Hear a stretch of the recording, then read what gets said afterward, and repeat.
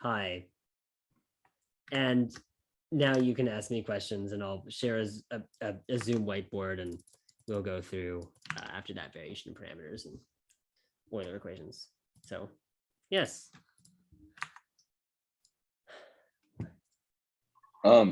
Yeah, I was wondering, Jonan, if you're maybe able to go over the second question on the problem set.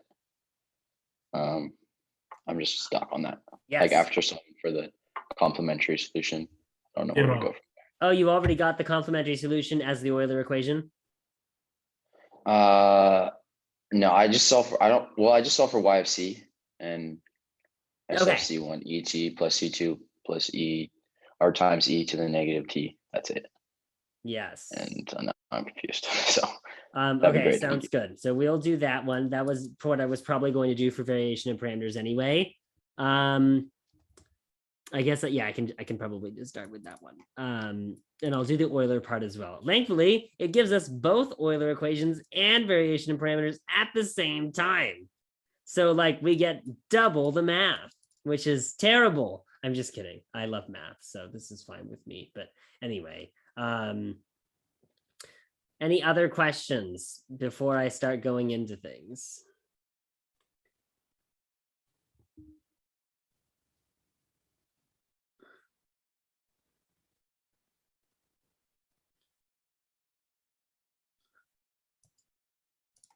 Oh, actually, let me get the instructions for solving Euler equations because I do know how it works, but I have to remember the exact procedure real quick. More files, please.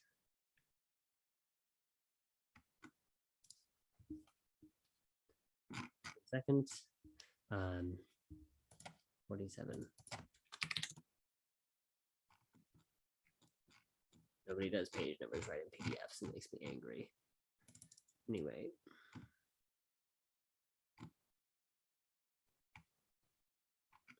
Order, conjugate roots, complex fight solutions.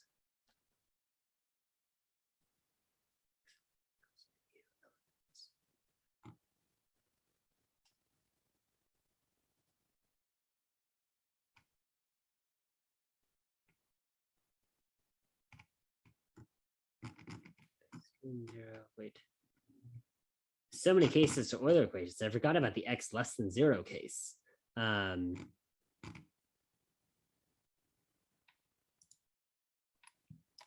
Let me continue looking at.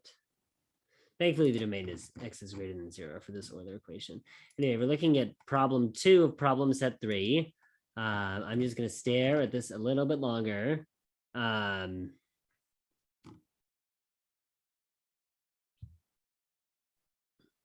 Okay, great. So Euler equations are of the form. Oh, I keep trying to minimize Zoom and it's like, nope, you can't do that. Let me share my screen as Zoom, whiteboard. And let me look 5 more seconds. And by 5 more seconds, I mean several more seconds.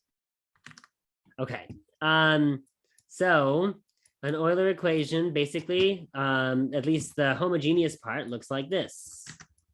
Ax squared, or sorry, x squared, either way, doesn't matter. Ax squared y double prime plus bx y prime plus cy equals blah, blah, blah, blah, blah. And we're going to get the complementary solution. I'm just going to set 0 here on the right for now. Conveniently, there is an easy way to do this. The solution is basically x to the R1, x to the R2, where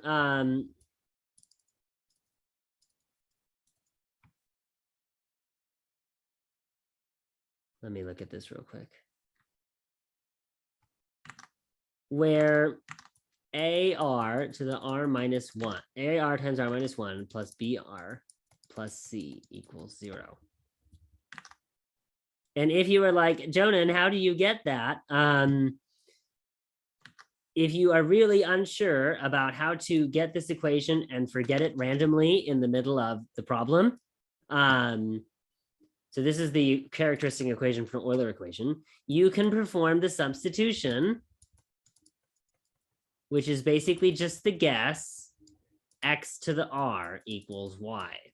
And then once you take the derivative of it twice and plug everything in, you're going to end up having all the x to the r's canceling out and going away. And you'll be left with this characteristic equation.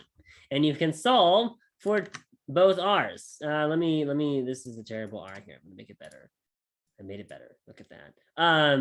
So this is the characteristic equation, and you can derive it readily by performing this substitution and then taking the derivative y prime equals r x to the r minus 1, y double prime equals r minus 1, x to the r minus 2, plug in, cancel the x's,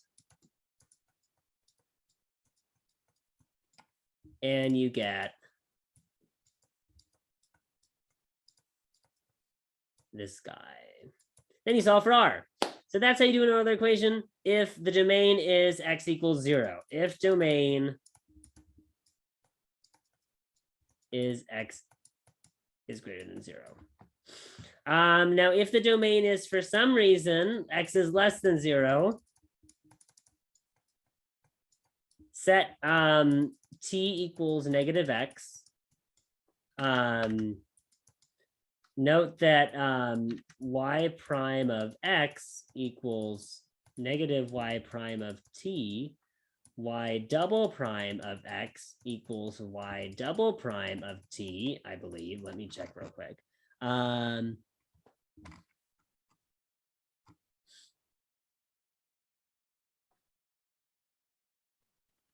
Yes.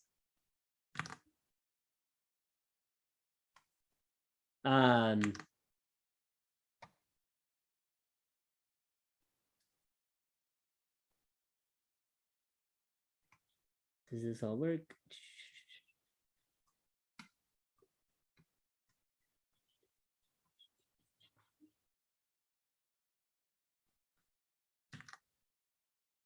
Excuse me, let me erase. Is that fine? Is everything fine there? I'm a little bit, I was confused for a moment. It looks like that all works out.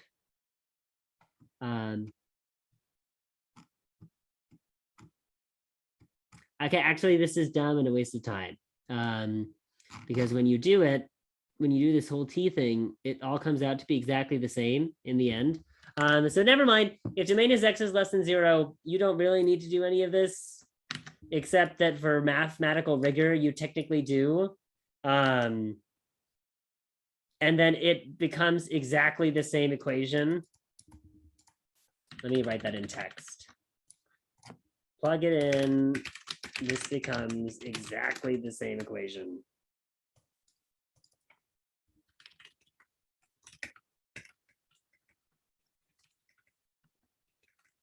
And you just do everything again. But in t. And then you just plug in t equals, yeah, I mean, I guess you should probably do this. I'm gonna take this negative sign and move it over here, negative t equals x. But anyway, all this is still true. And then you plug it in, it becomes exactly the same equation as before, but in t. And you do all the stuff for t, and then eventually you turn t back into x. And then you have your solution for x is less than 0. So I know that probably seems very arbitrary. We're probably not going to do the part. We'll just do this part and we'll solve an actual problem with it. But this is the basic characteristic equation.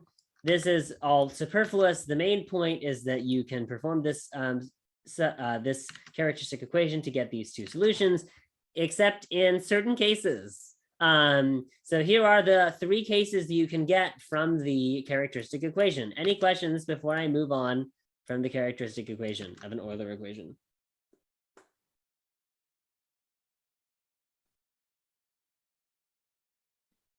Okay. So suppose that we have the equation AR r minus 1 plus BR plus C equals 0. This is the characteristic equation. You have 2 choices. R1 and R2 are real and different.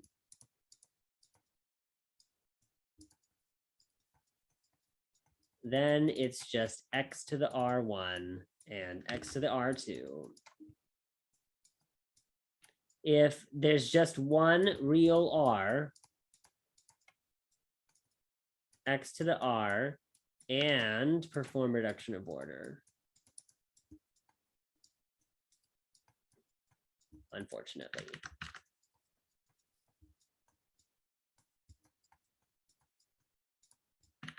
Thankfully, this gets you the complementary solution, so you can just ignore to get other.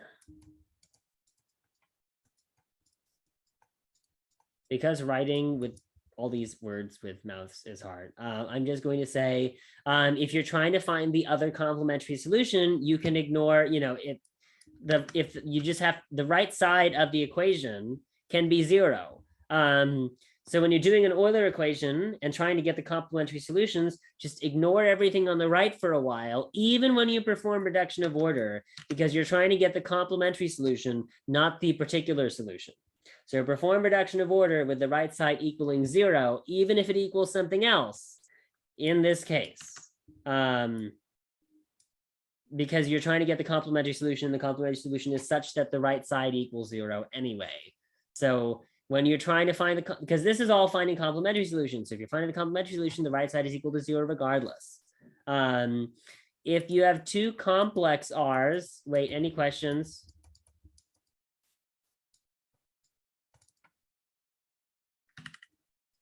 Lambda plus I mu, then your solutions are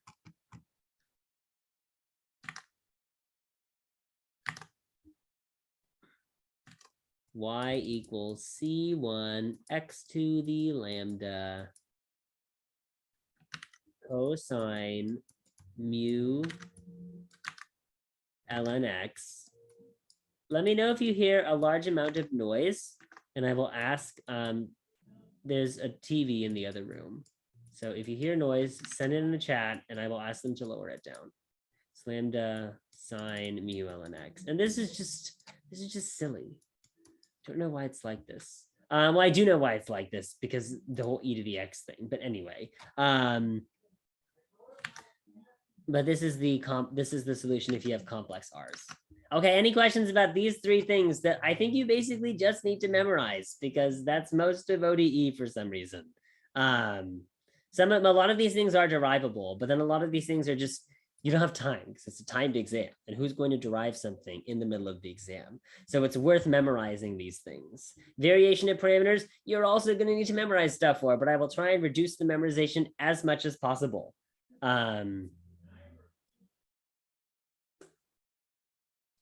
Okay, any questions?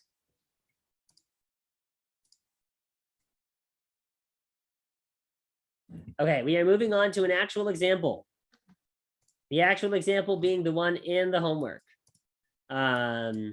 which was solving the initial value problem. X squared y double prime plus x y prime minus y equals 4x ln x. y1 equals 3. Y prime 1 equals 1. So this side is an Euler equation because it's of the form ax squared y prime plus bxy prime plus cy. So we are just going to focus on finding the complementary solutions first, because you can use complementary solutions to get particular solutions using reduction of order or variation in parameters. So we're going to start with the complementary solution to the equation x squared y double prime plus x y prime minus y equals 0, which gives us a equals 1, b equals 1, c equals -1. So the equation, which I almost already forgot, r minus 1 plus br plus c equals r squared minus r plus r minus 1 equals 0. R squared, blah, blah, blah, r squared minus 1 equals 0. R equals plus or minus 1. Yay, how fun. Let me just make sure that makes sense. 1, really? Oh wait, yeah, no. 1 minus 1, and then -1 is -2, -2. That also, wait, yes, no, +2 minus 1 minus 1. Okay, great. These are our solutions. R equals plus or minus 1, which means y equals x to the r, no, x to the 1, x, well, with x and then 1 over x, because x to the power of 1 is just x, and x to the power of -1 is 1 over x. Let me make that more clear. X to the 1, x to the -1 equals x, 1 over x. So those are our solutions, the complementary solutions, that is. And we have solved the Euler equation. Just for good measure, we can actually check in the Euler equation to see if that makes sense. Y prime of x is 1, and y double prime of x is 0. So you have x times 1 minus x equals 0. So that one's already good. 1 over x is more complicated and I can't be bothered. So we are going to, these are the two solutions, x and 1 over x. These are the complementary solutions at least. Any questions about getting the complementary solutions?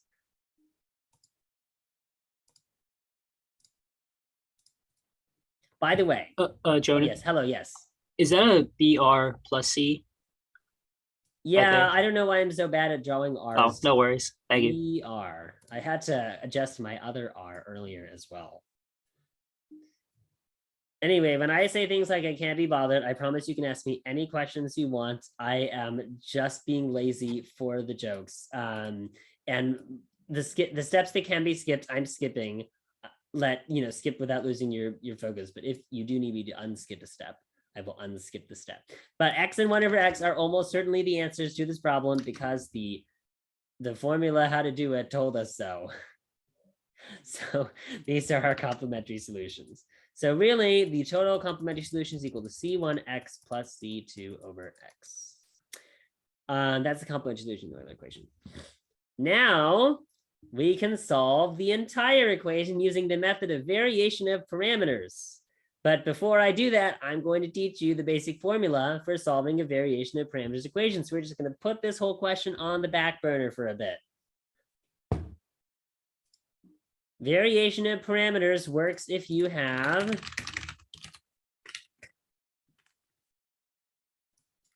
also, we'll probably do more examples of Euler equations. Just letting you know. Two solutions. I'll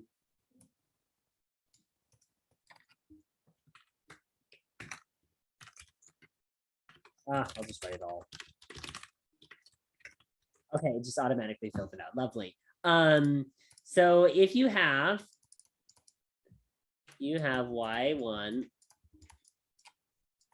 and y2, yp equals u1 y1 plus u2 y2. This is the basic substitution. And then you do an absolutely obscene amount of math. And then you completely lose sight of what on earth we were doing. And then you get something that I will now teach you that you will memorize.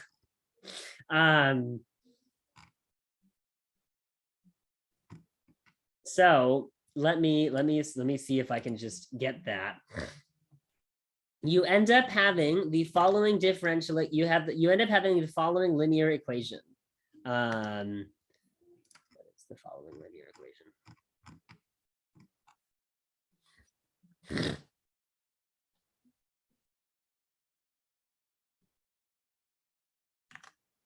y1 u1 prime plus y2 u2 prime equals 0. And y1 prime u1 prime plus y2 prime u2 prime equals g. This is, I think, the easiest thing of all the stuff I'm going to teach you to memorize. Because it's an equation. It's a system of linear equations. And technically, although they come with some consternation, we all know how to solve systems of linear equations. By substitution and elimination, which, by the way, in this case, are the worst possible ways to solve this system of linear equations. But you could do it. Anyway, the system of linear equations is in the two variables u1 prime and u2 prime. So you are solving this equation, which has the variables u1 prime and u2 prime, and the quote unquote constants, which are actually functions of y1, y1 prime, y2, y2 prime, and 0 and g. So this is the system of equations we're solving. And obviously it seems very horrific. But if we did it, if we got u1 prime and u2 prime, you can see that all we would need to do to get yp is take u1 prime and get u1 from it by integrating, take u2 prime and get u2 from it by integrating, and then do this multiplication and add them together. And boom, you have your particular solution. It's wonderful. It's great. Probably your particular solution will have some of the complementary solution in it, and you can just throw that out. Funny enough, it literally will have this is great. I'm going to tell you something now. Once you get u1 prime and u2 prime, integrate to get u1 and u2. And then I'm going to say something bold and ignore the constant.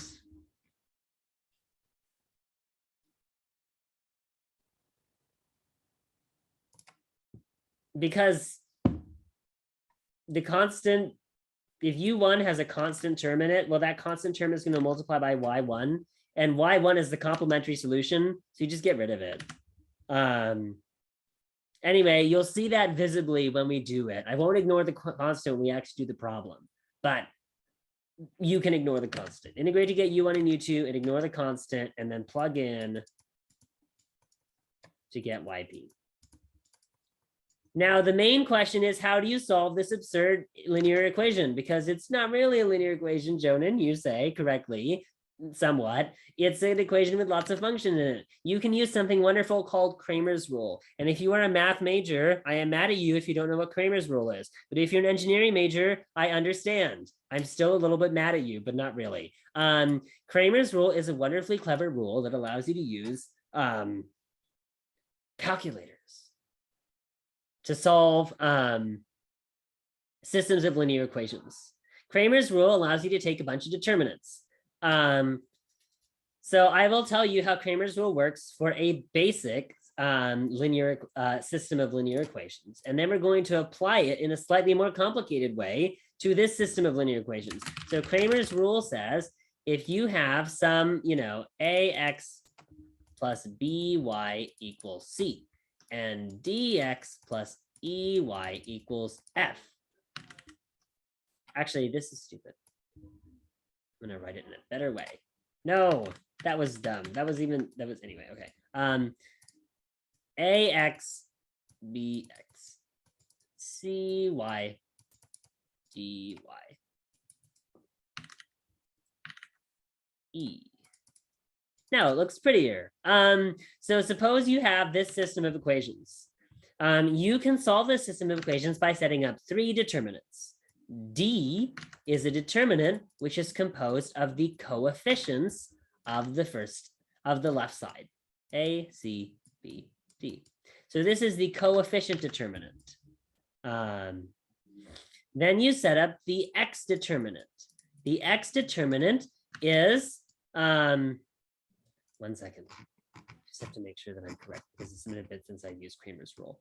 W1, yes. The X determinant replaces the coefficients of X with the coefficients on the right side. E, F, C, D. See that instead of having A, B, which are the coefficients of the X, we have E and F. Finally, can anyone guess, based on this rule, what are the coefficients in the Y determinant dy? I require user input. What are the coefficients in dy on the left column and the right column?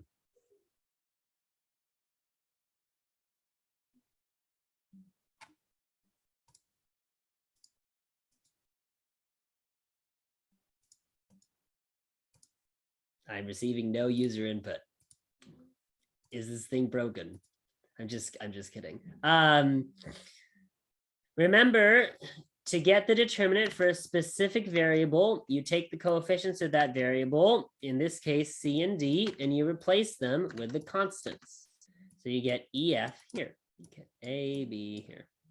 So you have your coefficient determinant called D, which is just the coefficients in front of the variables arranged in standard form. Standard form. Then you get this determinant.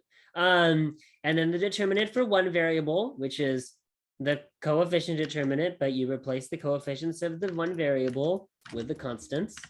And then there's the y determinant, where you replace the coefficients of the y variables with the constants. So A, B, E, F. And then this is the clever bit. This is the fun bit. And by fun, I mean rote mathematics that you can plug into a calculator. X equals dx over d. And y equals dy over d. And you are done. Now, you may be wondering, how do you take a determinant? If you are trying to take a 3x3 determinant, I am not going to teach you that now. So hopefully you do not. Oh, there's chat messages. Oh, people told me in chat. I was the one that was broken. Everyone told me the answers in chat. Anyway, sorry about that. I didn't see you, but I appreciate you. You did great. You were correct. Lovely. Anyway, determinants. How do you take them? If you have a 2x2 determinant, I will inform you how to take it. And if you have a 3x3 determinant,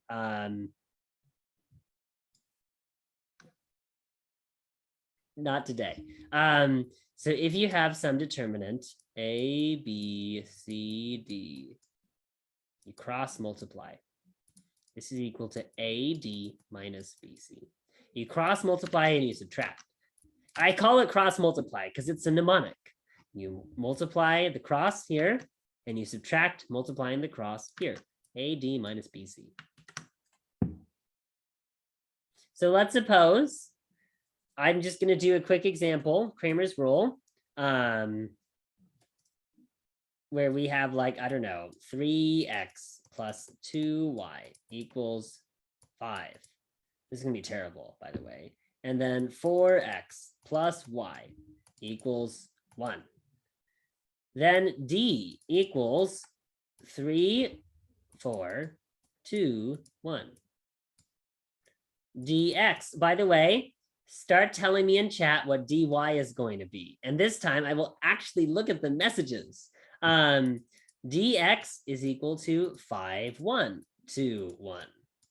And what is dy? Now I am staring at the chat messages. Waiting for the answer.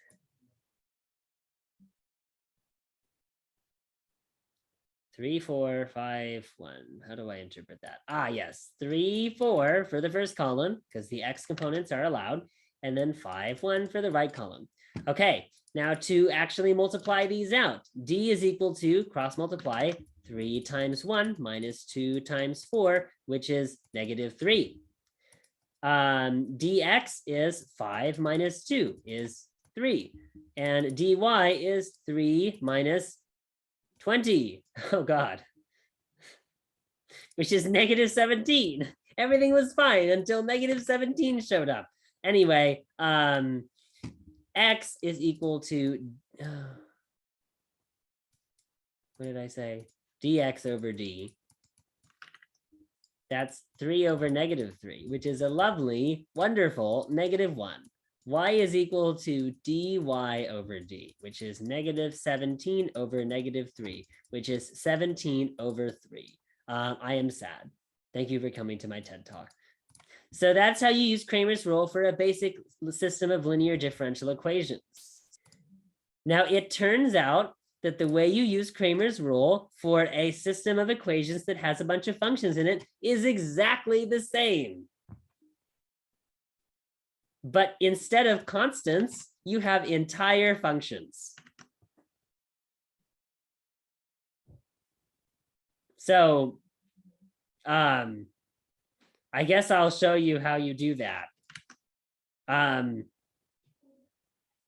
So let's suppose that you have the system of equations y1 u1 prime plus y2 u2 prime equals 0, and y1 prime u1 prime plus y2 prime u2 prime equals g. You have three determinants, but instead of calling them d, we'll call them w for reasons you may notice. W is equal to, this one actually I want to hear in the chat again, just so you know how to use Cramer's rule, but on this thing, what is W or D for this situation? If u1 prime and u2 prime are the variables.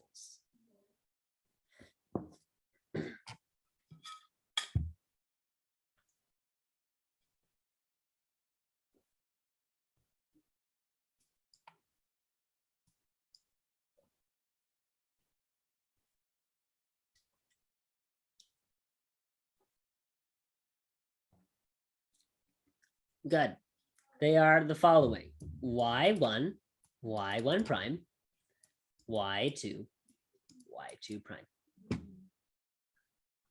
And that means the other two, Wronskian 1. Oh, I already said it's Wronskian. Anyway, this looks like a Wronskian because it is the Wronskian. It just so happens for some weird reason. I don't know why it shows up. The mathematicians have probably talked about it for ages. I'm not a mathematician. It just happens to show up in the derivation. Wronskian 1 is, of course, 0g y2 prime. And Wronskian 2 is equal to y1 prime, 0g. Where g, by the way, is not the gravitational acceleration, because I know pretty much everyone in this room is an engineering physics major and not math majors like I thought. It's just the right side of the equation. So these are our three determinants, and u1 prime is equal to w1 over w, and u2 prime equals w2 over w. Now, the reason I told you all this is because now you do not need to memorize all of the weird things that you might think you have needed to memorize from looking at the book or the notes. All you have to do is memorize this system of equations. This is the system of equations you get with variation of parameters. If, I forgot to mention this, if the original equation is in standard form, that is, if it looks like y double prime plus blah, blah, blah, y prime plus blah, blah, blah, y plus blah, blah, blah, blah, blah. So there can't be anything in front of the y double prime. Then you can use this system of equations. If there's something in front of y double prime, stop. Don't use this equation until you have removed the thing in front of y double prime. Then you can use the equation with no trouble whatsoever.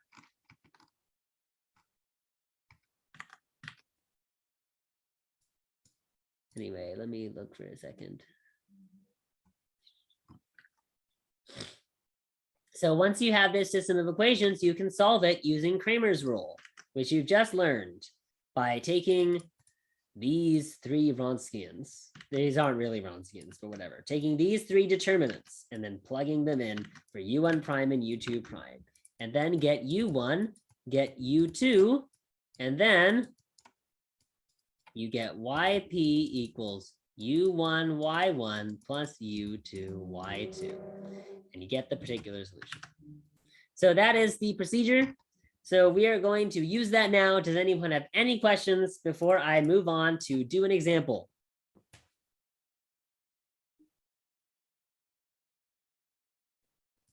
Speak now or briefly hold your peace. Not forever, because you can interrupt me at any time and I will listen to you. Not reluctantly. Just kidding. I do like questions. But that's the basic procedure.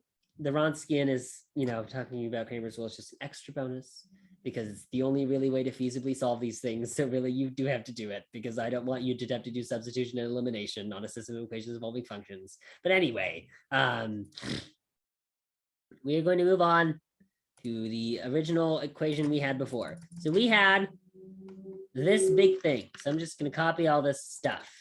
We had the equation x squared y double prime plus xy prime minus y equals 4x ln x. And we were even told very nicely that the initial values are y1 equals 3 and y prime 1 equals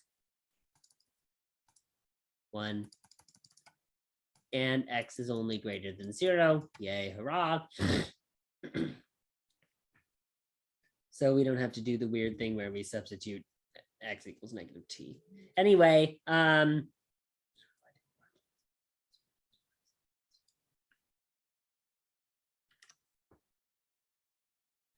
we have the complementary solutions. Y1 equals x and y2 equals 1 over x. So we know that the particular solution is equal to some function u1 times x plus u2 over x. And this is going to be the particular solution because the particular solution is u1 y1 plus u2 y2. And so now we must solve the following system of equations. Y1 u1 prime plus y2 u2 prime equals 0. And we'll now plug in y1 equals x and y2 equals 1 over x. Wait, stop. I've made a mistake. I can't start using this system of equations yet. Why can I not start using this system of equations yet? Tell me. Explain. What have I done wrong? What's the problem?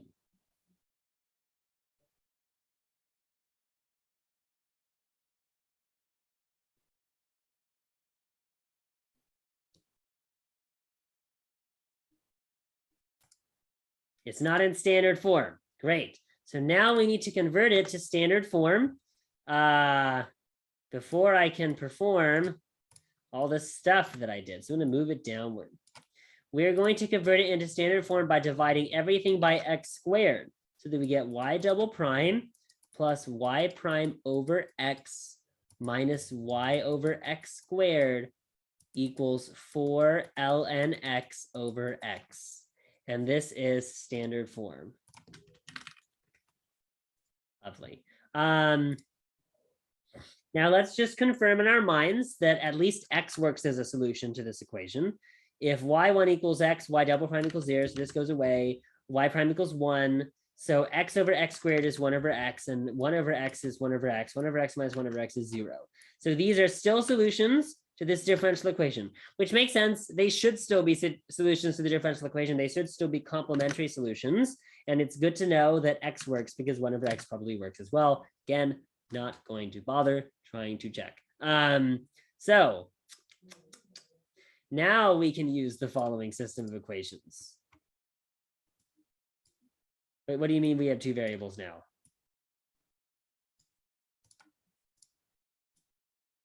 And the standard form. Okay. Anyway, so we have x u1 prime plus 1 over x u2 prime. And then we have y1 prime u1 prime plus y2 prime u2 prime equals g. Now y1 prime is of course equal to 1. And y2 prime is equal to negative 1 over x squared. And g is equal to 4 ln x over x. So now we have a linear system of equations, which we can solve using the determinants. Let's set them up. W is equal to x, 1 over x, 1, negative 1 over x squared. W1 is equal to 0, 4 ln x over x, 1 over x, negative 1 over x squared. W2 is equal to x1, 0, 4 ln x over x. And now these we can take by, we can do the thing. X times -1 over x squared is -1 over x. And then we subtract -1 over x because that's what this multiplies to get -2 over x. So that's W. Then this becomes 0. So we have -4 ln x over x squared. And that's this one. And then this one becomes 0. So we have 4 ln x. So now we have the 3 W's. Any questions about that process?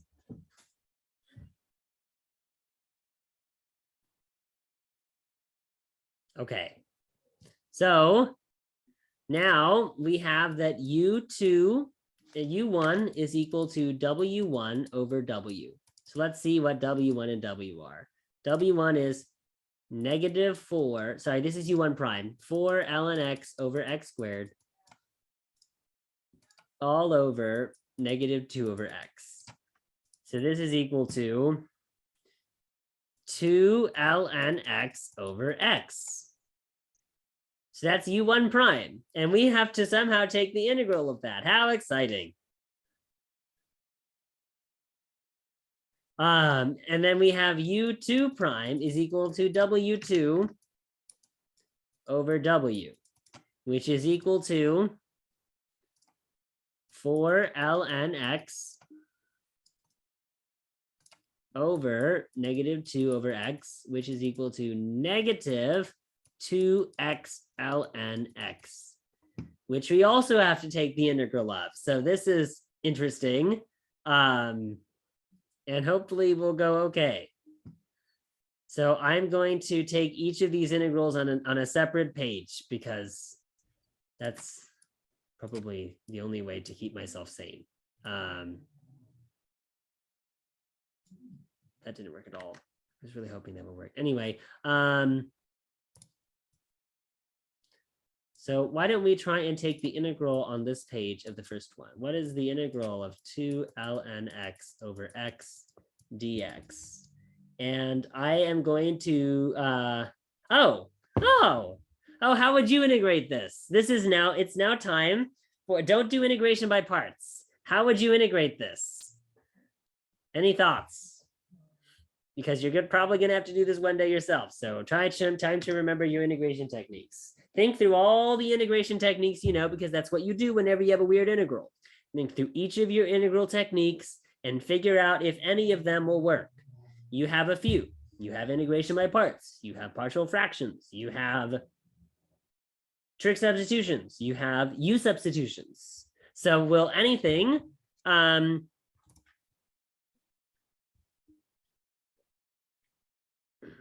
what does LIATE mean?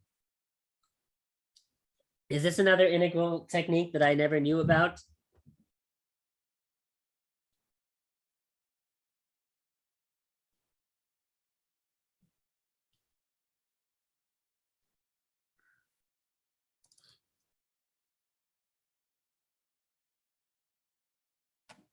Any other ideas on how to integrate 2 ln x over x dx? No, do not do integration by parts.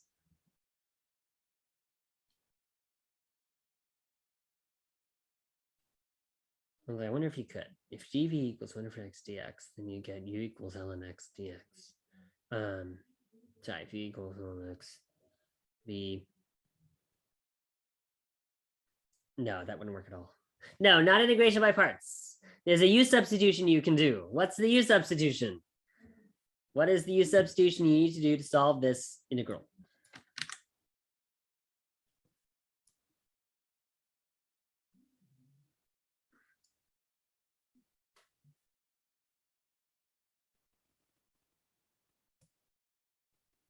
Think of all the possible u substitutions you could do.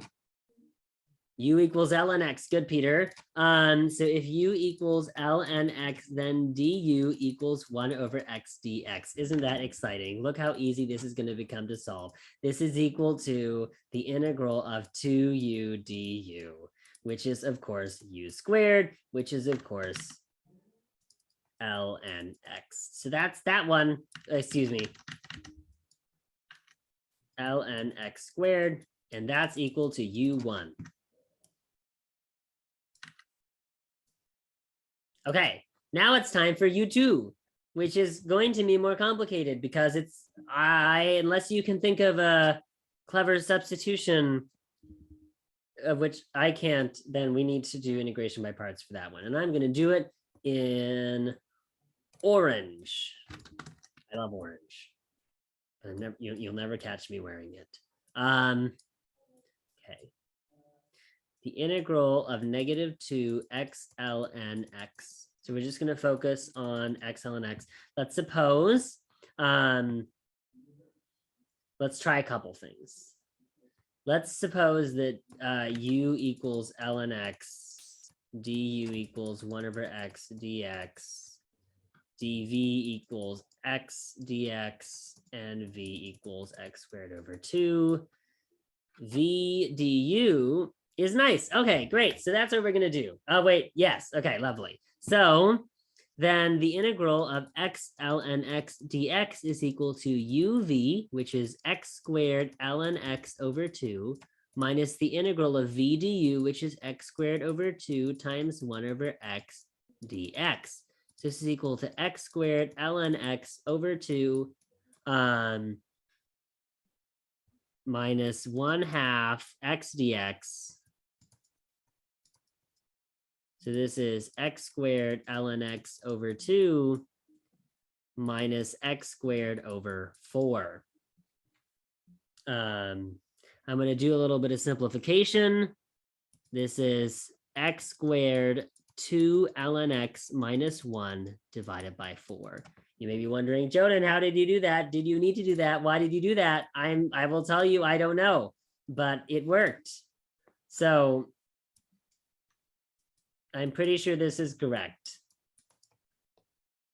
So that's, this is equal to u2.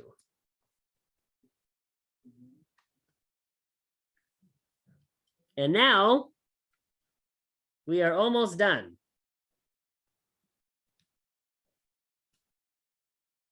All we need to do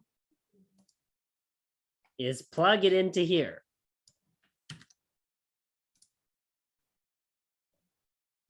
YP equals y1 u1 plus y2 u2, which is equal to x ln x squared plus 1/x, which of course removes the x squared here to become x, x 2 ln x minus 1 divided by 4. And that is the particular solution to the original equation. Now, whether or not this is actually correct is something that we should probably check. So I am going to take a minute to check it on my paper, and y'all can like go take a break or do whatever you want while you wait for me to finish checking to make sure this is right.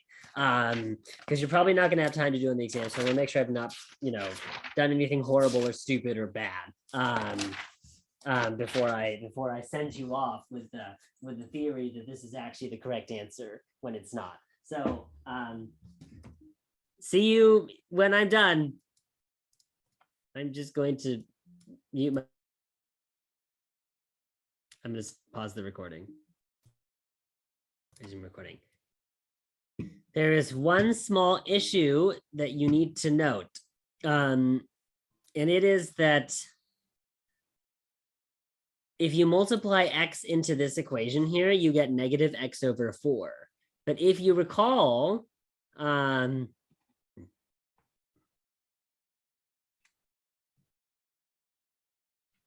x is part of the complementary solution.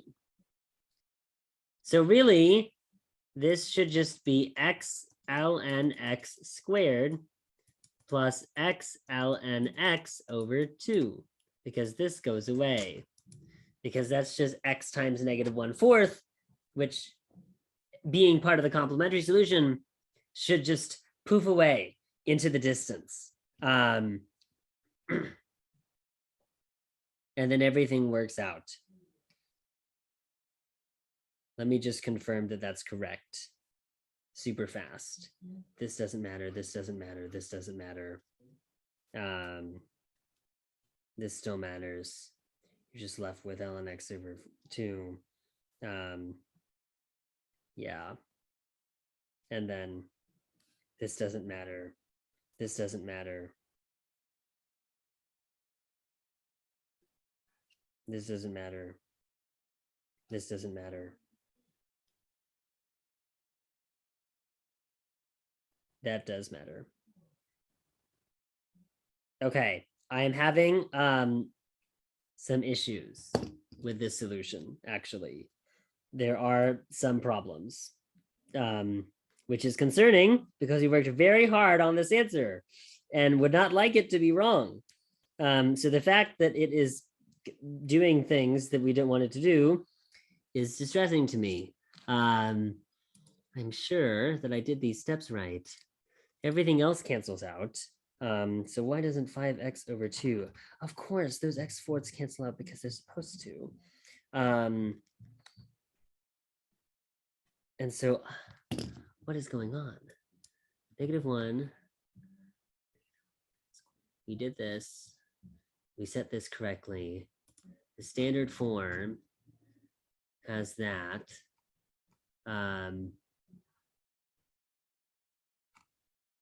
Let me, you know what? Let me take a moment, see if I can find the solutions. Because that could be, it could be that I am just stupid and I've missed something.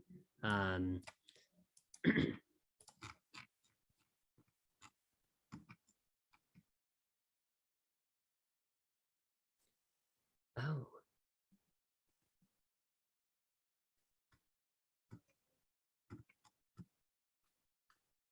Two ln x over x.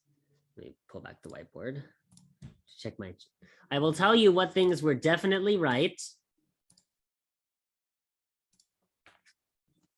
These were correct. Let's see if our integration was right.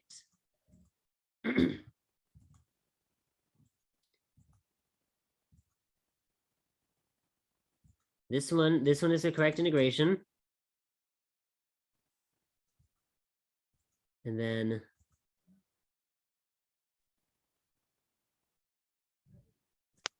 apparently this integration was incorrect. Hey, Jonah. Yes, hello, hi. Do you have a question? Is this recorded? Yes, it is recorded. Okay, because I didn't know I have another Zoom meeting for other classes. Where can I find the recorded video? I will post it as an announcement in a once it's finished. Okay. Yeah. All right, thanks, man. No problem. All right. So the fact that this integration is incorrect is very confusing to me. You know what? I figured it out. I forgot to multiply this -2 in.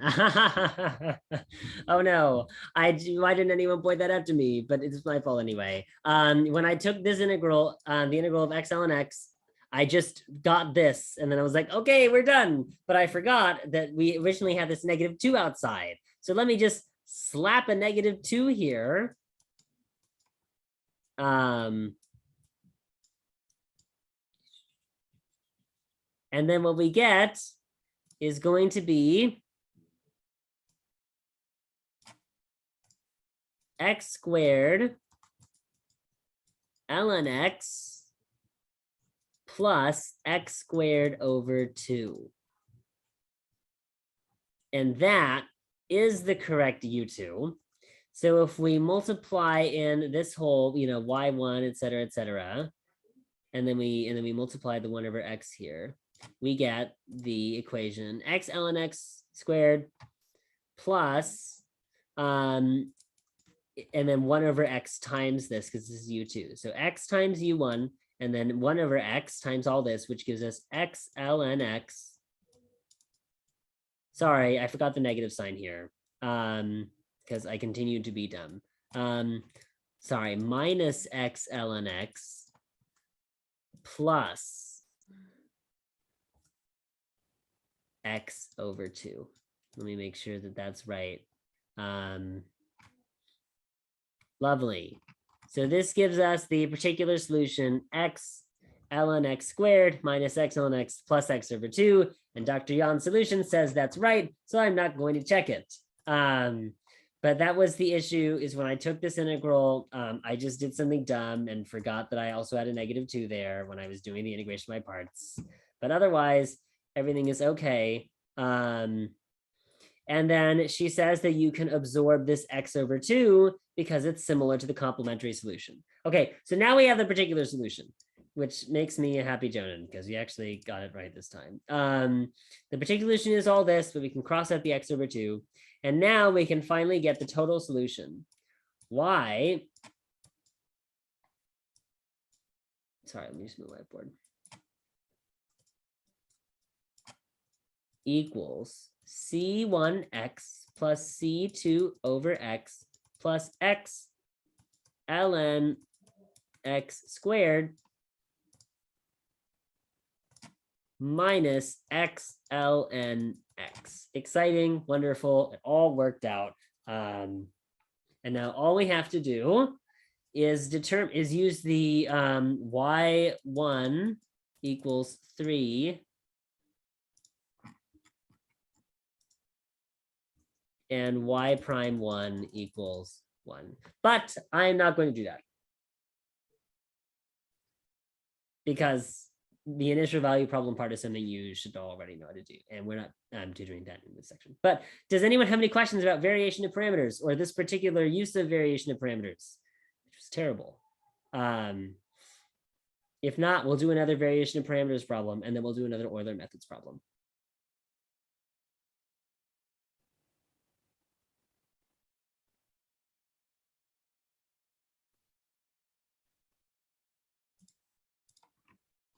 Okay. So we are asked to find the general solution of the equation y double prime plus y equals cosine squared of t. This cannot be solved with undetermined coefficients because it is another power of cosine t than we would like it to be. It needs to be just cosine t in order for us to be able to use undetermined coefficients. So we're first going to determine the complementary solution of r squared plus 1. So y double prime, so let's suppose y double prime plus y equals 1, r squared plus 1 equals 0. So yc equals c1 cosine t plus c2 sine t. This can be easily verified. Sorry, this should be 0 right here. Y squared plus y equals 0. So now we have y1 equals c1 cosine t plus c2 sine t. And we will perform variation of parameters. This is already in the standard form. So we can use y particular is equal to u1 y1 plus u2 y2, where y1 is cosine and y2 is sine. And we can set up the system of linear equations. Y1 u1 prime plus y2 u2 prime, which is cosine t u1 prime plus sine t u2 prime equals 0. And then the second equation is the derivatives. So negative sine t u1 prime plus cosine t u2 prime. Because remember, it's y1 prime u1 prime, y2 prime u2 prime, y2 is sine 2, so you get y2 prime equals cosine t. This is equal to g, which is cosine squared of t. And now we can set up the three Wronskians. W equals the derivative of, the discriminant cosine t, sine t, negative sine t, cosine t, which is of course cosine squared t plus sine squared t equals 1. Okay, then the Wronskian number 1 is equal to 0 cosine squared t, sine t, cosine t, which is equal to sine, negative sine t cosine squared t. And then finally, we have Wronskian 2, which is equal to cosine t negative sine t 0 cosine squared t, which gives us cosine cubed t. And now we need to integrate. Now W2 over W is of course just cosine cubed t, which is equal to U2 prime. W1 over W is equal to negative sine t cosine squared t, which is equal to U1 prime. So we get to integrate these friends. And thankfully, if you remember how to perform trigonometric integrals, this should be fairly easy. So you may need a crash course, however, if you haven't taken calculus 2 in a hot minute. So this will be a nice refresher in how to perform trigonometric integrals. So U1 prime is equal to negative sine t cosine squared t. U1 is equal to the integral of that.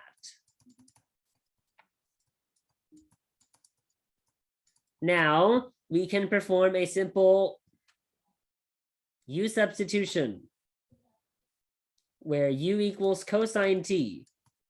The reason for this is because all the cosines will disappear and du equals negative sine t dt, so the sign will disappear as well. So U1 is equal to negative, well, the negative sine t is going to disappear, U squared du, which is of course equal to U cubed over 3, which is equal to cosine cubed t over 3. So that's U1. We did that. Lovely. Now we need to check what happens when U2 prime equals the integral of cosine cubed t dt. If you have too many powers of cosine and no sign with which to get rid of them, what you need to do is, you may remember, is take the substitution cosine squared equals 1 minus sine squared and plug that in and see what happens. So if we plug that in, we get the integral of cosine t 1 minus sine squared t dt, which is equal to the integral of cosine t dt minus the integral of cosine t. Let me move this because it's getting too large. So if we multiply this out and split it, we have the integral of cosine t dt minus the integral of cosine t sine squared t. Observe that both of these are easy integrals. This one resolves to sine t, and then if u equals sine, du equals cosine t, sine t, cosine t, dt, du. So this is minus the integral of u squared du. So this is sine t minus sine minus u cubed over 3, which is equal to sine t minus sine cubed t over 3. So that's u2. And now all we have to do is multiply u1 and u2 by the corresponding y1 and y2, which are cosine t and sine t. So yp equals u1 times y1 was cosine t plus u2 sine t. So we get cosine to the 4th t over 3 plus sine squared t minus sine to the 4th t over 3. And that is our solution, y particular. We did it using variation of parameters, which was surprisingly quick. Honestly, it felt faster than reduction of order, where you have to plug in like 5 million things. But we have just effectively done the variation of parameters problem. Any questions about this variation of parameters problem? Let me just check if it was right while you give me your questions, which you may or may not have.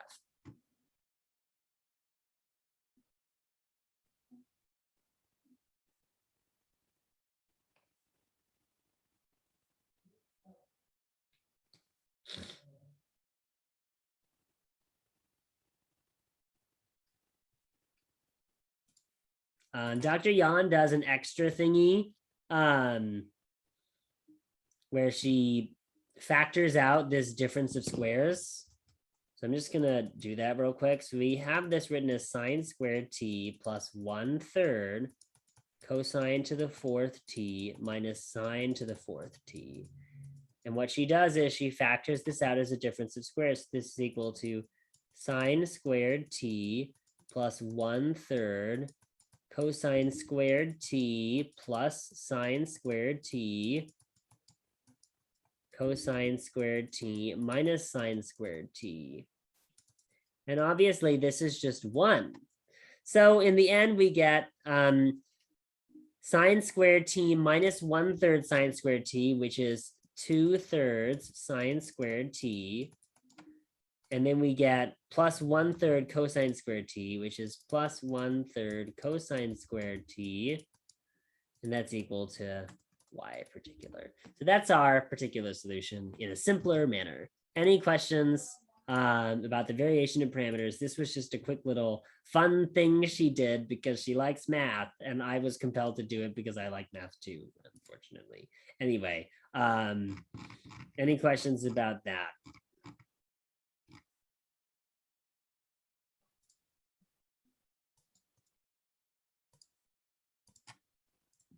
Okay, I'm now going to locate an Euler equation, and we'll do one more of those. Unless she didn't give us one. Wait, so Jonan, Yes, hi, hello. for that last problem, would we have to put that with the y of c as well? To get for the the general total solution? Yes. So the total solution would be C1 cosine t plus C2 sine t. Yeah, because it's just the particular solution. Plus 2/3 sine squared t plus 1/3 cosine squared t. Sorry about that. You're right. I was lazy and skipped a step.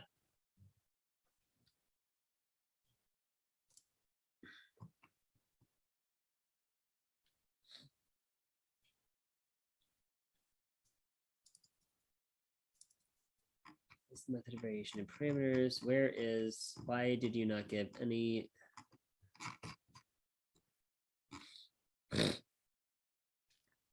Okay, we'll do a quick friend that is an Euler equation. That's another problem. And this problem will be t squared y double prime minus 3t y prime plus 3y equals. I'm just going to put the extra thing on the right here, 2t to the 4th sine t. And if you were feeling frisky, after you are done with finding the complementary solution today, maybe you can go off on your own and do variation of parameters to get this one. And the answer is in the ODE additional practice file, which is in the modules. So you could check your answer when you're done to practice variation of parameters. It's great. There's multiple problems that you can try your hand on, but we are just going to get the complementary solution of this side. So we will focus on that in a new color, green. I love green. 2 squared y double prime minus 3t y prime plus 3y.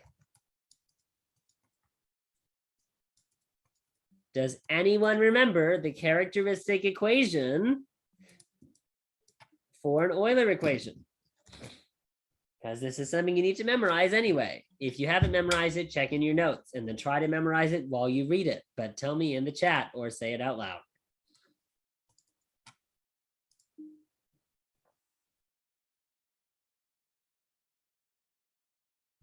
I love water. Water's wonderful.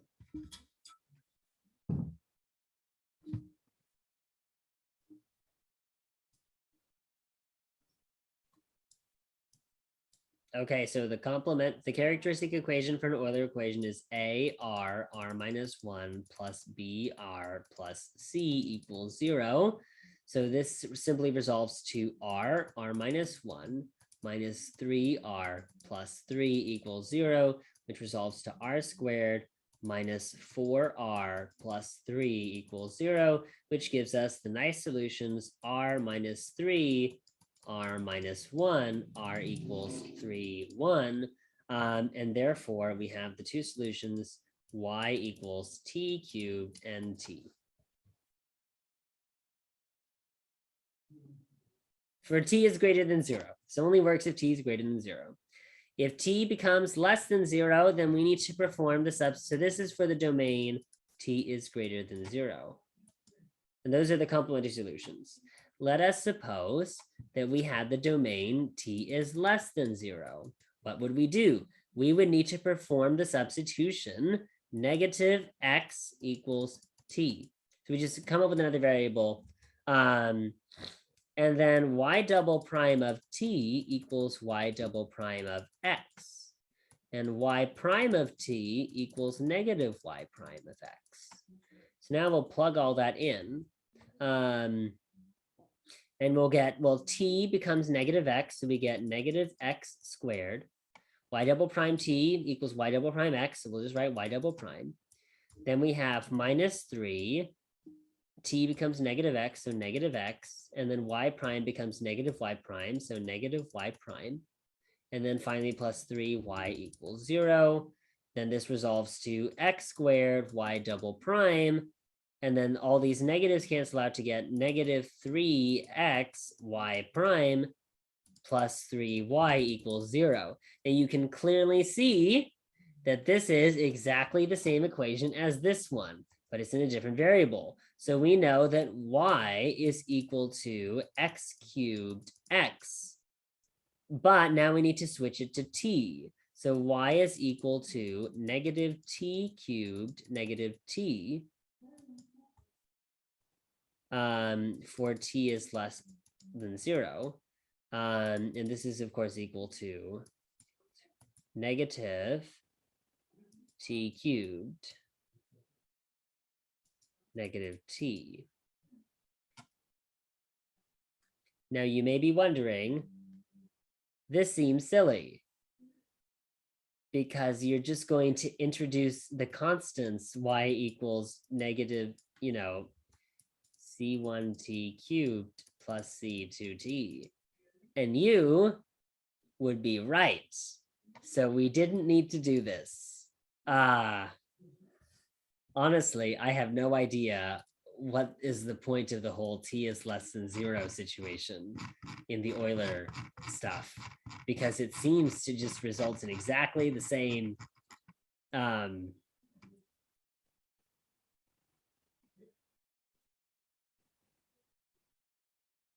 really don't understand.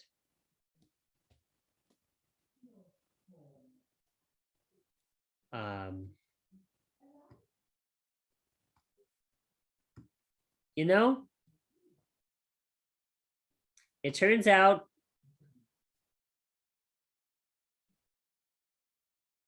sometimes this negative thing, anyway, really all of this was for her to say that the real solution, if you have all the domain allowed, is the following. It's just whenever you see a t, you replace it with the absolute value of t. So if you don't know the domain and the domain is t is greater than 0, t is less than 0, then let me, for all t, so we can write this as the absolute value of t cubed and the absolute value of t for all t.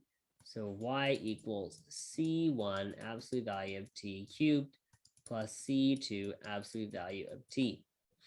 So if you happen to have a situation where you're allowed the entire domain, then this is your actual complementary solution. C1 absolute value t cubed plus c2 absolute value t. But that's really just too complicated. And she's never going to make you do that, because if she was, she would have had it in the homework, I think. And I didn't have that when I was doing Euler equations. So I think that's just for mathematical completion. So for Euler equation, just do the thing, Don't worry about the domain. This is really all you have to do. And then compare it to the 3 solutions you memorized for Euler equations, which is x to the r1 and x to the r2, or x to the r, and perform reduction of order to get the other complementary solution, or this crazy thing when you have complex solutions, x to lambda cosine, excuse me, cosine mu lambda ln x plus c2 x lambda sine mu ln x. Okay, any questions about Euler equations? Do any of you want me to do another variation of parameters or another Euler equation? Or do you want some other method refreshed again? Because we have 30 minutes to do another method refresh, like reduction of order or something. Or I can show you how to do the extra credit problem. So those are our 3 options. Our 3 options are do more of something that we've already done, do more of something that we did in another tutoring session, or do the extra credit problem. I don't know how much is going to bear on the test. So you. Jonathan wants to see the extra credit problem. Does anyone else want to see something other than the extra credit problem?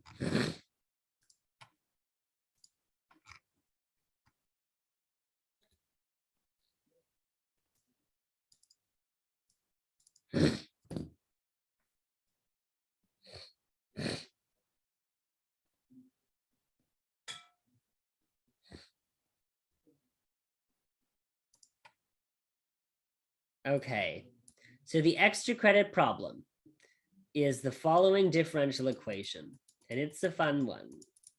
Sorry. Y double prime t plus y to the negative t equals y of negative t equals 0. Now you can't just solve this the traditional way because you don't know what's in y and you don't know what happens to it when you plug in negative t. All sorts of crazy things could happen when you plug in negative t. But there are some ways to get rid of this negative t and solve a corresponding differential equation. The first thing she suggests to us, for some reason, is to differentiate this equation twice. So why don't we do that? Let's take the derivative twice. The derivative of y double prime is, of course, just y triple prime of t. But the derivative of y of negative t is y prime of negative t, but there's a negative sign here. It's negative y prime of negative t. Anyway, that's equal to 0. We differentiate a second time, and we get y for t. And then y double prime, and the negatives cancel out, so we have with y double prime of negative t equals 0. Now, okay, so let's think about this for a little bit. We have a y double prime in this equation, and we have a y double prime in this equation. What if we could somehow use the 2 y double primes to get rid of each other? So here is the clever bit. The clever bit occurs when you perform an interesting substitution. If y double prime t plus y negative t equals 0, then you can say this fact: y double prime of negative t plus y of t equals 0. You may be wondering, Jonan, how could that possibly be? And it's really just a quick little substitution. We substitute in t for negative t, and that means that t here becomes negative t. So that is all. The derivatives, this derivative does kind of have to propagate out a little bit, but because it's a second derivative and you plugged in like a negative number, like the negative cancels out in the end. So you get this equation that is the same information as this equation. It's the same differential equation, just the negatives have been swapped. Because if this is true, then this is also obviously true. And you can now see that we have a y double prime of negative t in this equation and a y double prime of negative t in this equation. So, and everything else is in normal t. So all we need to do is solve this equation, y double prime negative t equals negative y for t. And plug that in here to get the wonderful equation negative y to the 4 t plus yt equals 0. So y quadruple prime minus y equals 0. And this is the equation r to the 4 minus 1 equals 0. And this has 4 solutions, 1, -1, I, -I. And it has the 4 complementary solutions, e to the t, e to the -t, cosine t, and sine t. So now we need to figure out what combination of constants c1 e to the t plus c2 e to the -t plus c3 cosine t plus c4 sine t will solve this equation, because we don't know which ones will actually plug in. And I can tell you that e to the t isn't going to solve it, and e to the -t isn't going to solve it, and sine t isn't going to solve it. So we need to plug things in and see what happens. So let's suppose that this is y of t. So I'm going to take that and take the double prime of it. So first I'm going to plug in when t equals -1. When t equals -t, we're going to plug it into here. So y of -t is equal to c1 e to the -t plus c2 e to the t plus, now cosine of -t is just cosine of t, so c3 cosine t minus c4 sine t. Then we need y double prime of t. So y prime of t is equal to c1 e to the t minus c2 e to the -t minus c3 sine t plus c4 cosine t. And y double prime of t is equal to c1 e to the t plus c2 e to the -t minus c3 cosine t minus c4 sine t. So now we're going to take these two things and plug them into this differential equation on the next slide.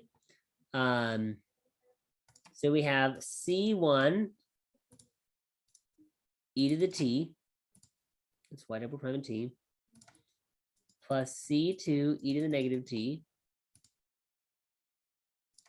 minus c3 cosine t minus c4 sine t, and that's y double prime. Now we're going to add y -t plus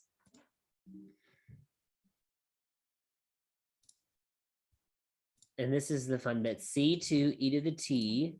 So c2 e to the t, I'm rearranging it slightly. Plus c1 e to the -t plus c3 cosine t minus c4 sine t. And all of this needs to equal 0. So first of all, this cancels out. So c3 equals anything. So any c3 on cosine t will make this whole bit fine. So c3 can be any number we want. Now, if we compare the, so let's do some combinations. C1 plus C2 e to the t.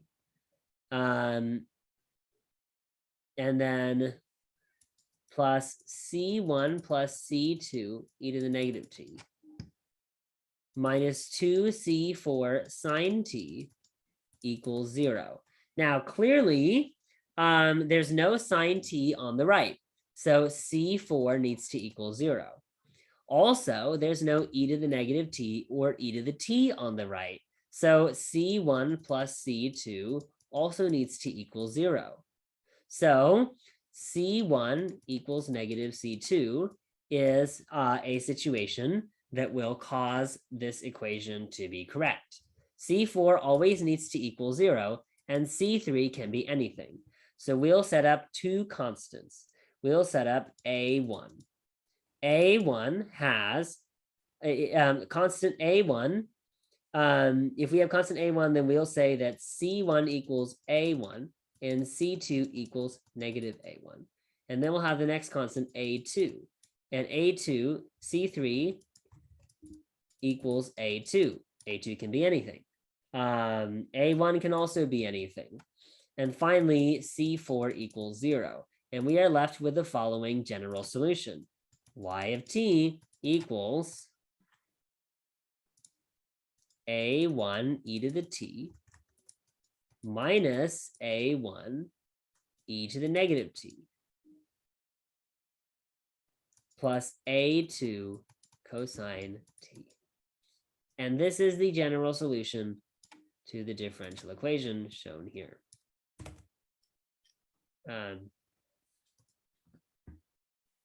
That's it.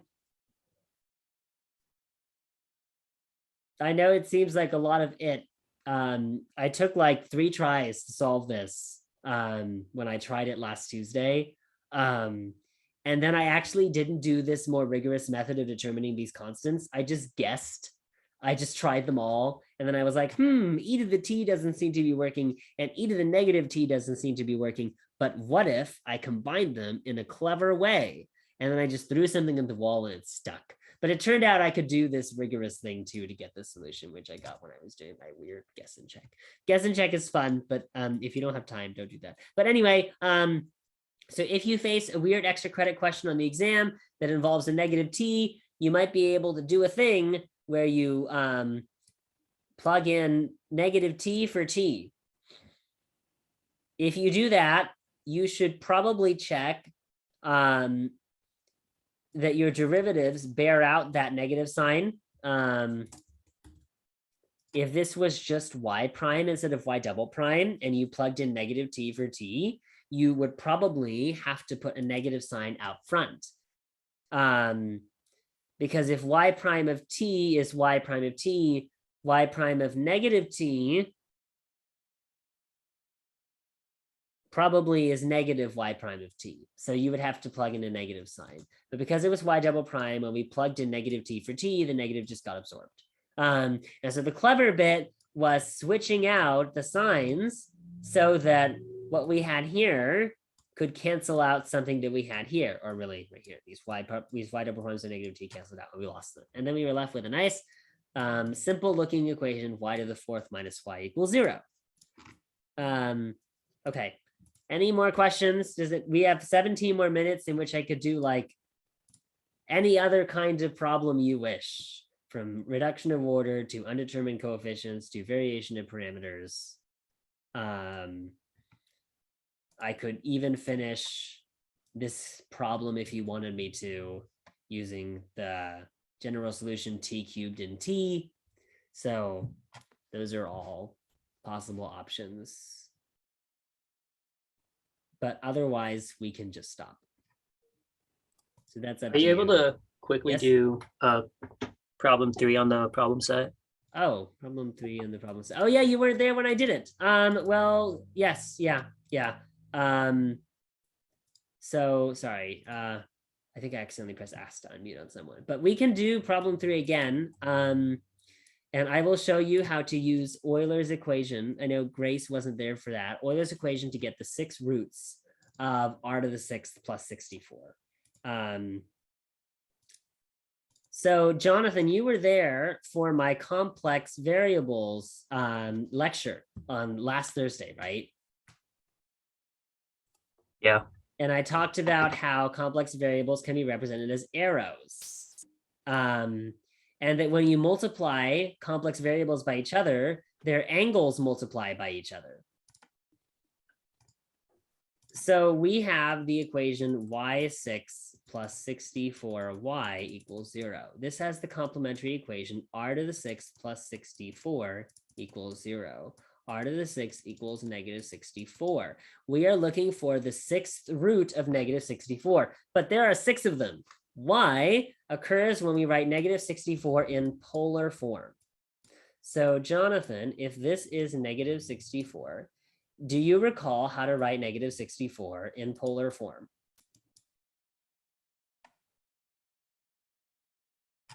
With angle and measure. I mean, angle and magnitude.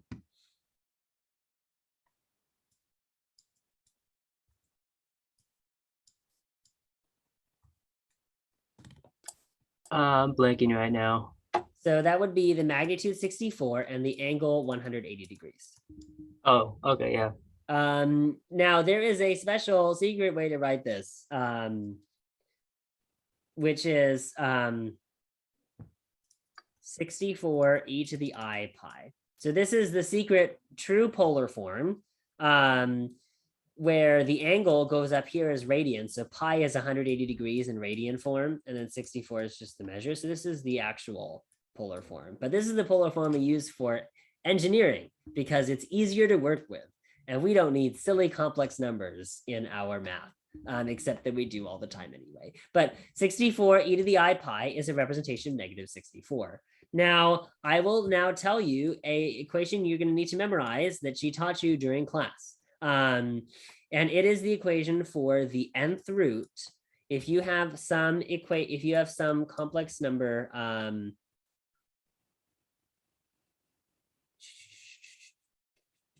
r equals some, z equals some magnitude r e to the I theta, and you want to take the nth root of z to the 1 over n, then it has 6 solutions, or it has n solutions.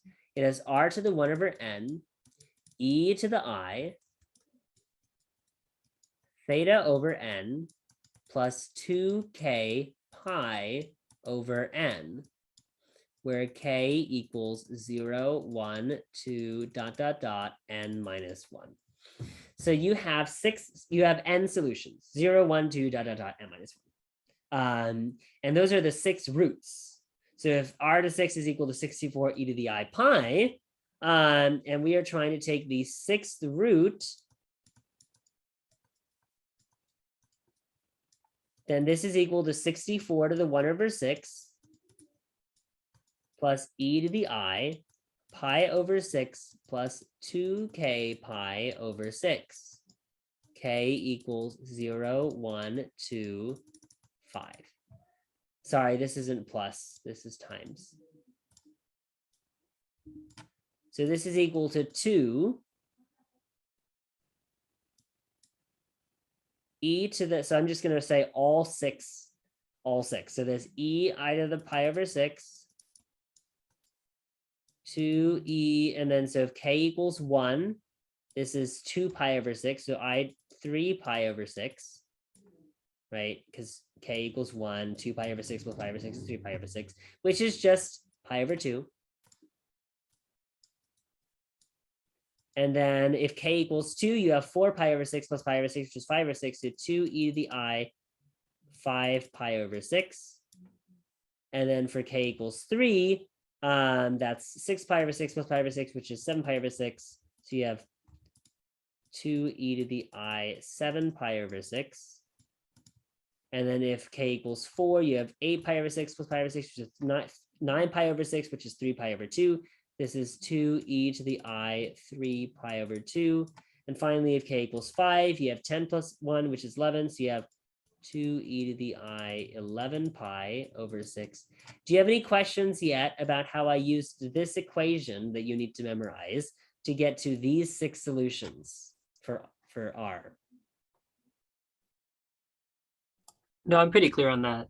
Okay, so now the final clever bit is that, I mean, the annoying bit, I guess, clever, it depends what you think is clever or annoying, is that we need to convert all of these solutions into like rectangular coordinates, like, 1 plus I, 1 I, whatever, because only then can we use the solutions to determine the complementary solutions. Because remember, each root of R lends to a particular complementary solution of this general equation. So we need to find all the solutions, but we need the solutions in the form A plus BI. So since all, for those of you who are in the complex variables class, sorry, not complex variables. For those of you who are in the circuits and instrumentation class, you can write all these in the classic polar form that I taught you. 2 measure pi over 6, 2 measure pi over 2, 2 measure 5 pi over 6, etc. And then you can just use the conversion to complex numbers, which would be 2 cosine theta plus I sine theta. Which, I mean, well, you can do that with this form as well. So just in general, if you want to convert one of these solutions into rectangular coordinates, you need to use the conversion to cosine theta, where this is theta, plus I sine theta. So in this case, it'd be 2 cosine pi over 6 plus I sine pi over 6. And then you would get all 6 solutions. So if you want, we have 9 minutes, so I can get all those solutions for you now. But does that basically make sense? Yeah. Okay, so now, for the sake of discussion, because we're here and you wanted the question, I will now actually get all these 6 solutions. So to measure pi over 6 gives us 2 cosine pi over 6 would be square root 3 over 2. And then sine pi over 6 is 1/2. And if we have 2 measure pi over 2, you have 2 cosine pi over 2 is 0, sine pi over 2 is 1.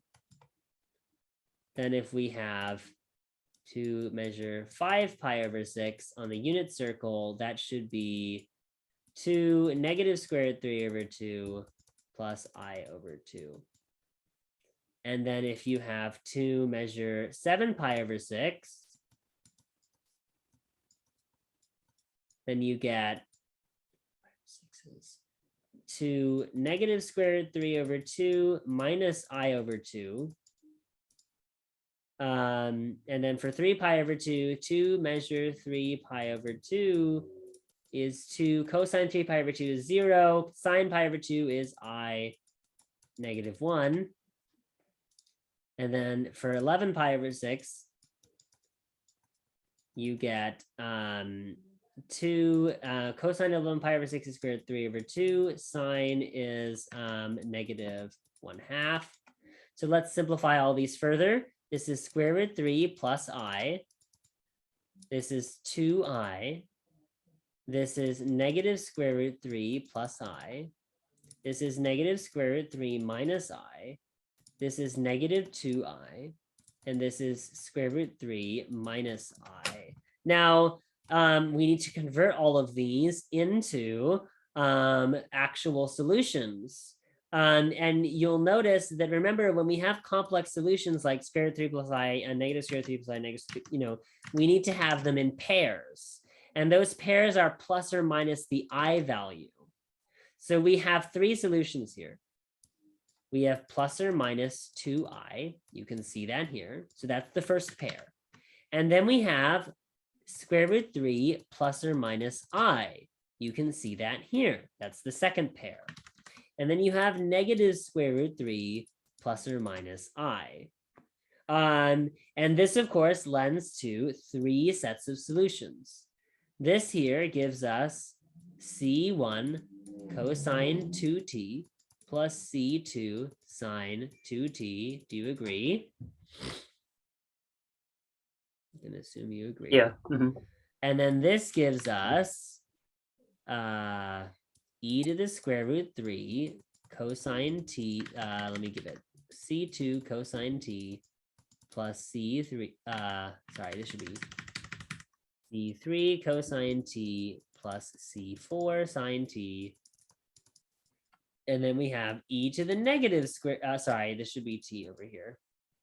E to the negative square root C3t, C5 cosine t plus C6 sine t. Do you agree with these 2 sets of solutions? Yep. Yep, and that's just basic, original stuff. So, and then we just add them all together to get the general complementary solution, C1 cosine 2t. I am not going to write it all again. But it's these 3 sets of solutions, which is a lot, but we did it. That is the solution to this problem. The main trick of the solution is using this equation to determine all of the roots of your original complex number. And actually, you have to turn that number -64 into a complex number in order to get the roots of it. And then taking that complex number roots and turning them back into rectangular coordinates, and then turning the rectangular coordinates, which now look normal, into proper solutions to the differential equation. Any questions? I swear she made this more complicated than it was 3 years ago, but honestly, we probably did these things and I just forgot them. No, it looks good. Thank you. Okay, great. Any other questions? We have 4 minutes. If not, I will just stop the recording and end the call and upload the recording for everyone to watch if they want to.